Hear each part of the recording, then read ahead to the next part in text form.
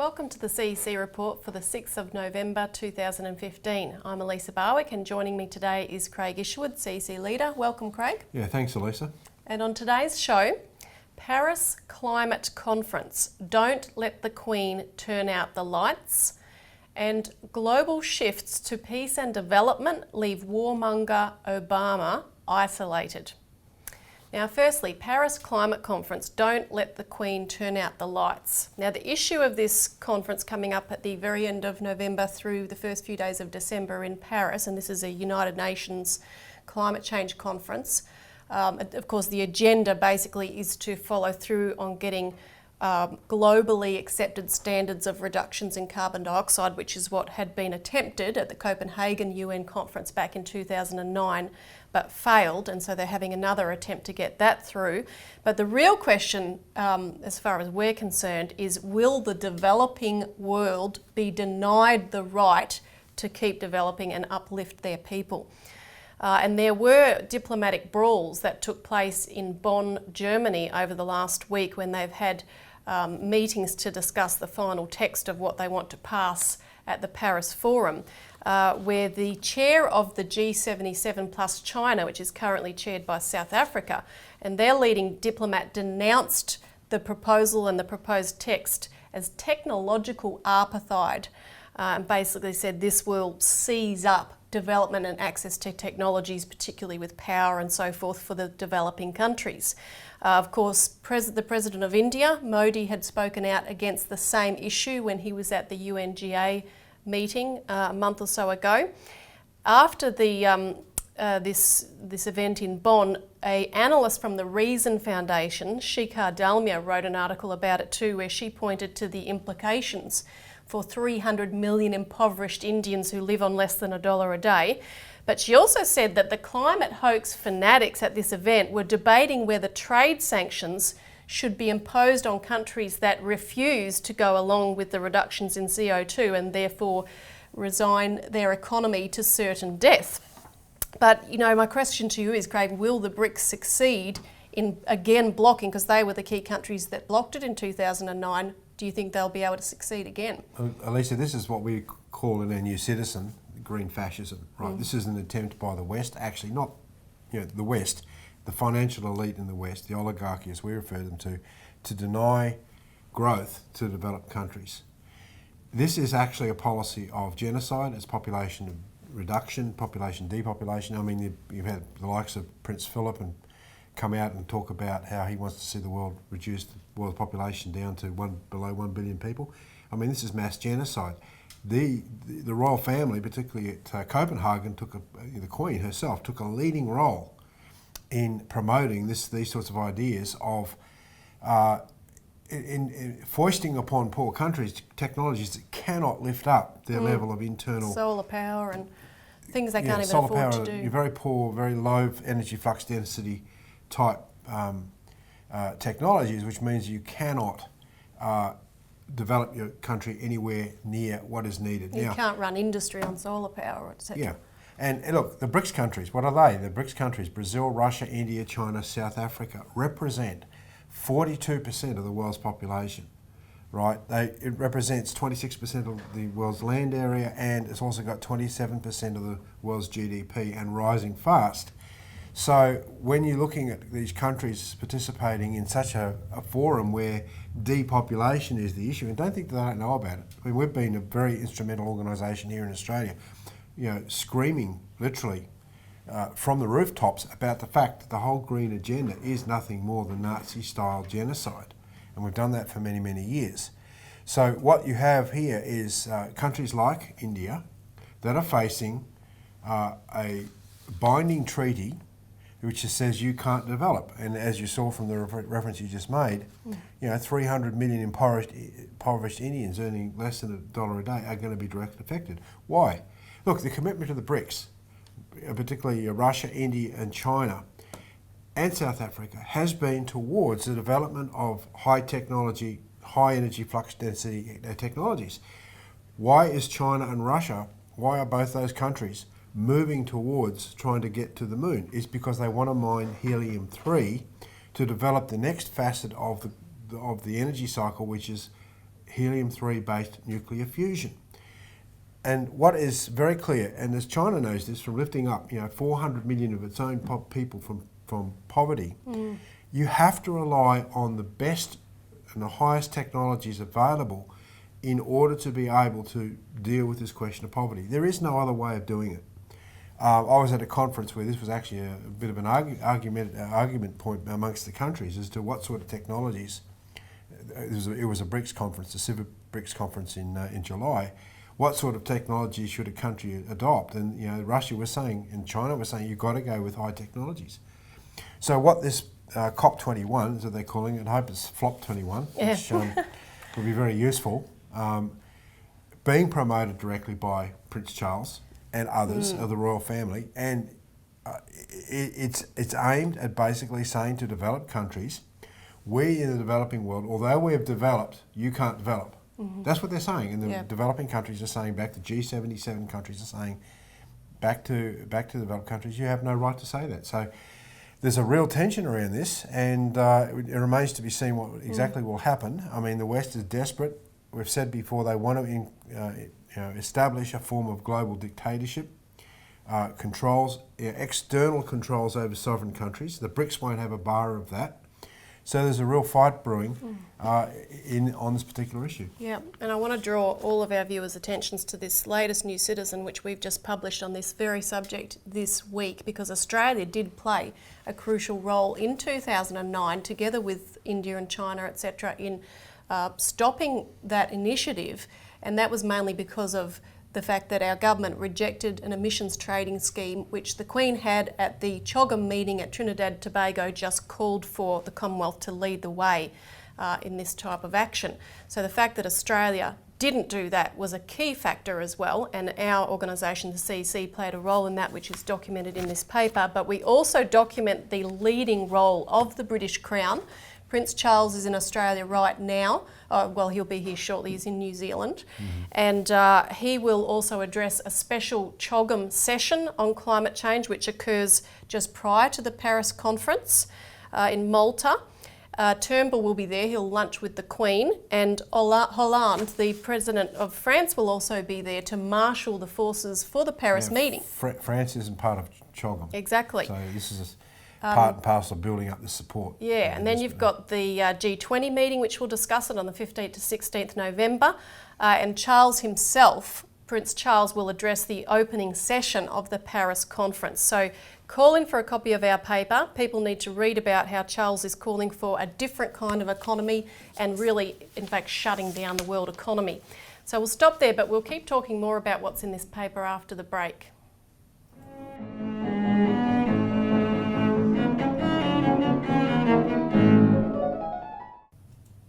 Welcome back to the CEC Report. Global shifts to peace and development leave warmonger Obama isolated. So we've been talking about our latest New Citizen newspaper, which is designed to intervene in the lead up to the Paris conference on shutting down the world economy. But there's another, that's a power play really of the British Crown to keep control of the world as their global system is collapsing. But another part of that power play is the drive for war. And what we want to talk about a bit here is how, since the United Nations General Assembly meeting, that the intervention of Russia has made a crucial shift, and this is mapped out in the paper also, because at that UNGA meeting, Putin essentially called for a world coalition to defeat terrorism. And he followed up on that, of course, by Russia's intervention in Syria, the military intervention. And that's also been followed up by an extraordinary diplomatic series of interventions, which is creating a revolution in the region. And that's testimony to that is the meetings occurring in Vienna. There's been 2 so far. And the latest one included 17 nations plus the EU and the United Nations, bringing countries from the region, including enemies like Iran and Saudi Arabia, together. And that's a real feat to get these countries together around the table and to discuss the future of the region with the countries from the region. So this is a real breakthrough that's taking place. And just following that, the US Secretary of State John Kerry has been in Kazakhstan, and he was speaking about the US working with Russia and China for both economic development and counter-terrorism. He spoke about Russia and the United States together helping to make a step forward, or forge a step forward toward the possibility of peace. And he talked about the idea of everybody benefiting when all people are lifted up. So it sounds like even he is having the thoughts of the Chinese, of the win-win type diplomacy rubbing off on him. And of course, in the United States, what we're seeing is a tendency towards various leaders picking up on the ferment against what Obama is doing with these wars. There's international ferment, but also within the American population, people are really beginning to see through the lies. And another testimony to that was an event on Capitol Hill which took place on the 4th of November, which was convened by Representative John Conyers, who is a member of Obama's own party, and Representative Walter Jones, who's a Republican, was there also.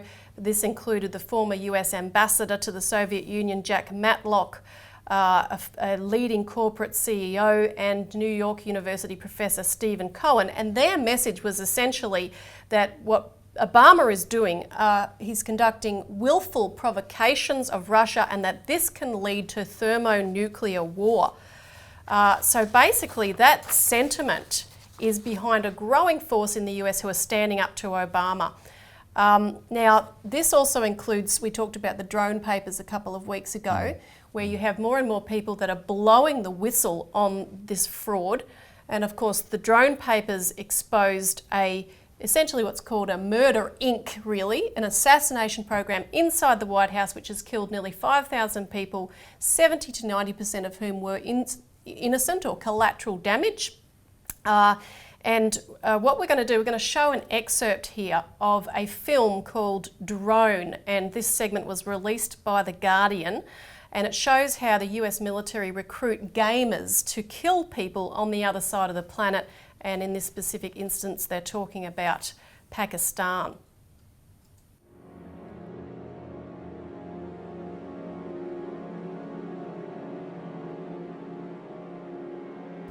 We sat in a box for nearly 12-hour shifts.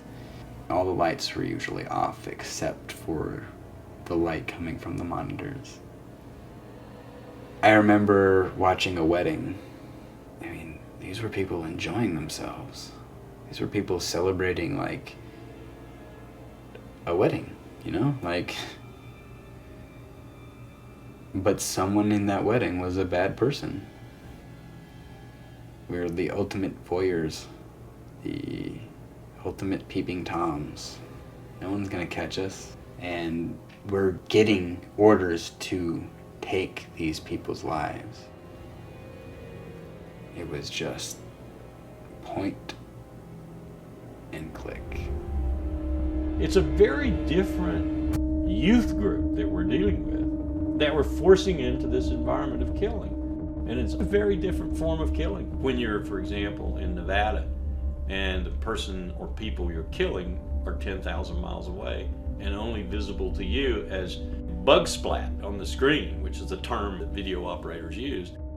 We have something in the armed forces that we call the warrior ethos. You destroy that when you go out and kill people and you're totally invulnerable. I think the drone business, the distance imposed, amplifies this 100-fold. And the distinction between killing for state purposes under just war theory and killing for state purposes with no vulnerability is, I think, the difference between killing in a way that is recognized and legalized even, and murder. How do we get to the point where we are no longer warriors, we're murderers for the state? So, Elisa, what we're seeing here is basically sanctioned murder. This is not about war. The purpose of a war is always to fight for the peace, as we're seeing in the Middle East with Putin and what you just mentioned about Kerry. The idea is to find a peace. What is picking out people from a remote location in a drone, killing them, got to do with fighting a war? It's sanctioned murder, and that's what it needs to be called. Yeah, and they're creating a situation of terror. In this video, you also see these little Pakistani kids shooting their gings at the drones. It's horrifying. There's an enormous sense of injustice being promoted by this. Yeah. Right, and this is what's really feeding the rage against America and the West, and this is not winning the peace. And you can also see the families printing up these big, huge photos of the family members that have been killed, children and so forth, and putting them on the roofs of their homes so that the drone operators can actually see them when they fly over, because as these video gamers have said, they just look at it as bug splat. So we'll stop there for a moment, but we're going to talk about the remedy to it after the break.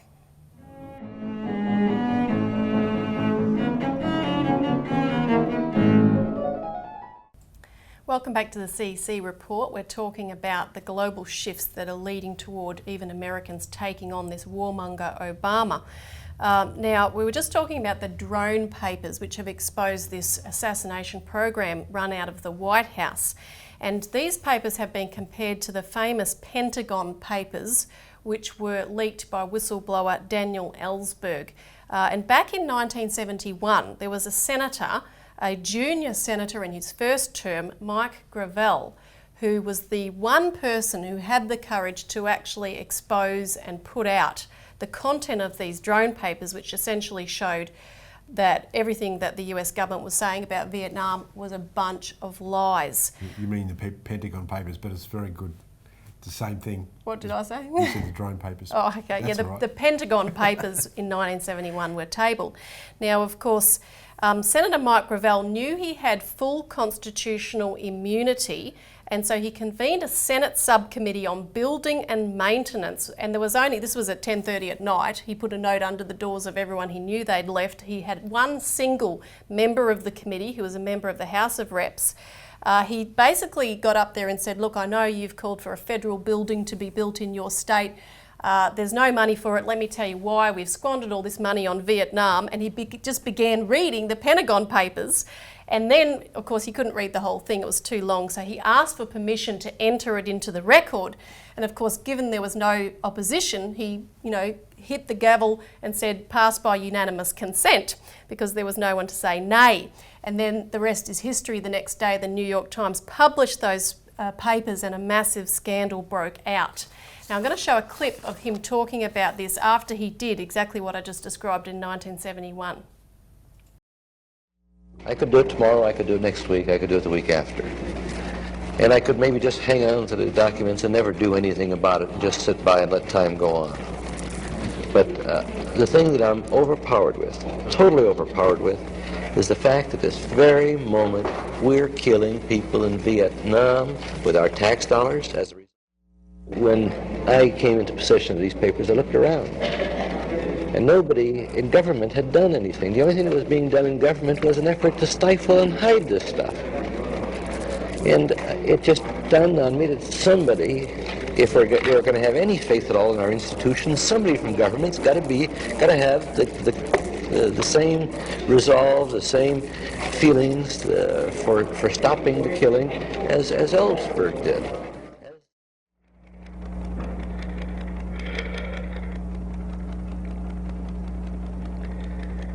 One may respond that we made such a sacrifice to preserve freedom and liberty in Southeast Asia. One may respond that we sacrifice ourselves on the continent of Asia so that we will not have to fight a similar war on the shores of America. One can make these arguments only if he has failed to read the Pentagon papers. That is the terrible truth of it all. The papers do not support our public statements. The papers do not support our best intentions. So this is exactly like today. Remember after 9/11, where President Bush declared that we are going to hunt down every terrorist until we kill them all, otherwise this is going to come to America's shores, so we've got to fight these battles against terrorism over there. Obama's lies are exactly the same thing about, taking on Al-Qaeda and whatnot, where he's actually, in effect, sponsoring Al-Qaeda and their allies. I think it also shows the tremendous courage of Senator Gravel in raising this. I mean, it took an enormous amount of courage from him to do this, but it also shows just what one individual can do when backed up by the truth. That's right. So I think this is the sort of situation we're in right now. And we're just going to show a very quick clip of Senator Gravel today, because on the 27th of October he gave a press conference with our associates in the United States, LaRouche PAC. So we'll just show you a bit of a clip of what he said. In the world today, you have really two choices. You can either grow and prosper as a result of growth, or you can turn around and follow a different path of militarism. As an American citizen, I say it all the time. I'm very patriotic. I love my country. I love the world more, but I do love my country, and I'm embarrassed, absolutely embarrassed at the conduct of my country for the last 40 years.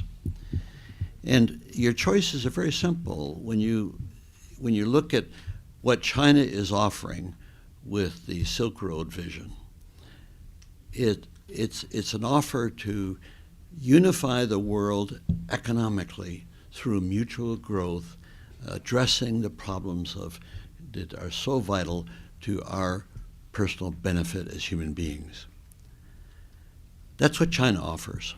And now, what does the United States offer? We try to sabotage institutions that will be able to finance growth. We turn around, and I'll go deeply into this, we try to antagonize China. Now, Senator Gravel has also said that any of the senators or congresspeople who go and look at the 28 pages, these infamous documents that reveal the Saudi role in funding 9/11, an American ally, they're able to go in and read these documents, but they can't take notepaper or pens or an iPhone, they can't take photos. But he said that, like he did in 1971, there's nothing stopping them from taking the papers and saying, I'm going to read these in Congress. Go into the well of the Congress and start reading them out, because they have that constitutional privilege to do that. And if you had one person who was courageous enough to do that, what would that unleash, Craig? Well, it'll unleash the impeachment of Obama, right? And that's what's absolutely necessary now. If we want to stop thermonuclear war, which the senators earlier you mentioned have already been talking about, the only solution to that is get rid of this administration. Get rid of President Obama. He and the people around him are the cause of this current policy. Get rid of that administration, you'll get a new administration, the entire policy falls over. And then we can move towards the US can move towards joining the win-win policy of President Xi Jinping. We can look at working with Russia. That's not just, see, Australia falls in line with the US. It'll free us up if that shift happens in America. So we can work, instead of demonising Russia and lying about Russia all the time, as Julie Bishop has been doing relentlessly, as part of the relationship we have, close relationship with the US and Britain. The point is that you have a whole new world dynamic come into place, which means that nuclear war can be taken off the table, and people don't have to worry about that. And I think that's really the key. But it only takes one person to do this. That's right, and we just need to find one or more courageous leaders in Australia who are willing to take this up, and then take up the development, Glass-Steagall, and the other potentials that would be immediately unfurled. But it's your job to help us do that, so make sure you call in for a copy of this paper, get it out to everybody, take it to your leaders. We need to expose these issues immediately. And thanks it is available on the web for people to look at. That's right, or call the number on the screen. But thanks for joining us, Craig, and welcome. thanks for tuning in, and we'll see you again next week for the CEC Report.